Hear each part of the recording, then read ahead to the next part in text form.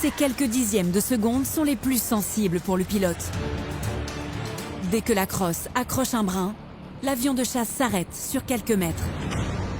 Le choc est intense, aussi bien pour la machine que pour l'homme à l'intérieur. Il subit alors 4 G lors de la décélération.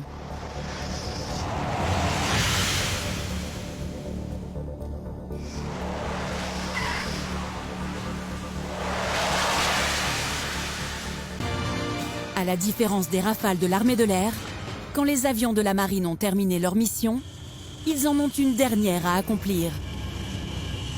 Et pas des moindres. Celle de l'appontage. Atterrir sur le porte-avions Charles de Gaulle et sa piste de 80 mètres de long. À bord du porte-avions, on se pose sur l'équivalent d'un terrain de tennis. L'appontage, c'est la deuxième mission dans la mission. Ça veut dire qu'à un moment, si on veut manger chaud le soir et dormir, il faut qu'on rentre à bord. C'est assez redouté. Il y a une remise en question permanente. C'est pas parce qu'on est pilote de chasse embarqué qu'on appontera toujours du premier coup et que c'est facile. C'est-à-dire qu'il y a une remise en question qui est permanente. Apponter sur une surface restreinte, sur un bateau en mouvement, avec des conditions météorologiques parfois défavorables. C'est un exercice hautement périlleux. Seule une minorité de pilotes en sont capables. L'appontage, c'est un dosage des commandes au millimètre près. Là, on revient à l'ancienne où l'avion, il faut le prendre à la main et le dresser, quoi. Se poser sur le Charles de Gaulle après une mission de 7 ou 8 heures requiert une concentration exceptionnelle. Un seul geste mal ajusté et c'est le crash de l'avion. Dans le meilleur des cas, il part tout droit et s'échoue en pleine mer. Dans le pire, il fonce sur le grand bâtiment situé sur la droite du porte-avions. Avec des missiles, des bombes d'1 tonne, 2 centrales nucléaires et 1600 membres d'équipage, le scénario peut vite tourner à la catastrophe. C'est pourquoi les pilotes s'entraînent constamment à l'appontage, soit en simulateur, soit sur la terre ferme, celle de la base de Landivisio, en Bretagne. Ici, des Rafales partent et atterrissent tous les jours.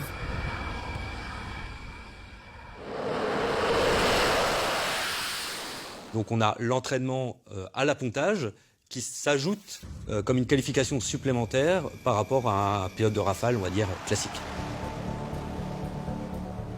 Là, on a besoin de répéter un peu en simulation, puis ici au bord de la piste avant d'aller sur le porte-avions. Sur la piste, on retrouve le même dispositif que sur le porte-avions, avec le brin, un câble en acier composé de fils torsadés. Le Rafale doit l'accrocher pour couper sa course sur le pont. Et pour que l'arrêt de l'avion se fasse progressivement sur quelques mètres, le câble est maintenu par des presses hydrauliques. C'est ces presses hydrauliques qui vont capter l'énergie de décélération de l'avion. Un principe aussi simple qu'efficace, mais terriblement acrobatique en mer. Car l'avion arrive dans sa descente aux alentours de 250 km/h et que le bateau, lui, n'est pas stable. La piste, elle bouge constamment. C'est-à-dire qu'elle bouge en roulis, comme ça, sur le côté. Elle va bouger en tangage avec le nez qui pique ou qui lève. Et également en pilonnement. C'est-à-dire que le bateau, suivant l'état de la mer, avec une houle qui est assez longue, par exemple en Méditerranée, le bateau va bouger comme ça. Et c'est pour ça qu'on est des marins. Parce qu'on a besoin d'avoir cette connaissance de la mer, de l'état de la mer, de l'environnement du porte-avions pour pouvoir apponter en sécurité. Pour cela, le Rafale Marine est doté d'une crosse à l'arrière du fuselage. C'est cette barre qui va agripper le brin. Mais avant d'arriver à ce stade-là, le pilote a plusieurs manœuvres à réaliser. Et la première, c'est déjà de retrouver le Charles de Gaulle. Le porte-avions continue à naviguer. Donc, on a laissé le porte-avions à un endroit, on ne va pas forcément le retrouver au même endroit. Le porte-avions peut ainsi naviguer sur une distance de 1000 km en 24 heures. Il faut donc prévoir assez de kérosène pour rentrer à ponter et se présenter devant le Charles de Gaulle face au vent. La première opération consiste à descendre la crosse. Dans le cockpit, c'est un crochet jaune et noir, bien visible, qui déclenche le mécanisme hydraulique pour descendre la crosse. Le pilote, il abaisse le levier, mais il n'a pas la certitude que la crosse est bien sortie. Il faut alors faire confiance au voyant du tableau de bord. Il indique la crosse sortie. Si ce n'est pas le cas, le pilote n'a aucun moyen de s'arrêter. S'il n'y a pas de crosse d'appontage, on ne pourra pas apponter. On peut toucher les roues sur le bateau, mais on rebondira en fait chaque fois. Donc sans la crosse, on ne retourne pas sur le porte-avions. Pour cette séquence, les marins présents sur le pont sont essentiels. Le pilote n'a aucune assurance visuelle que sa crosse est descendue. Des marins sur le pont vérifient ce point crucial, ainsi que le train correctement sorti et les canards en bonne position. Ils en informent les officiers d'appontage. Sans leur validation, l'avion ne peut tenter imposer. Les officiers d'appontage sont tous des pilotes expérimentés. Ils choisissent à un moment de leur carrière de devenir officier d'appontage.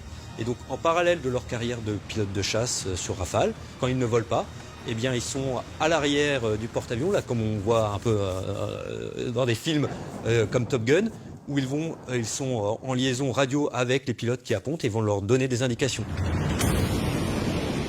Crosse sortie. Bonne inclinaison de l'avion. Comportement du bateau selon la houle.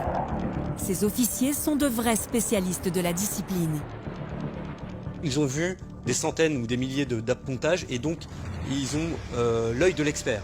Ils voient exactement la trajectoire de l'avion par rapport à la trajectoire idéale et ils sont capables de donner des instructions.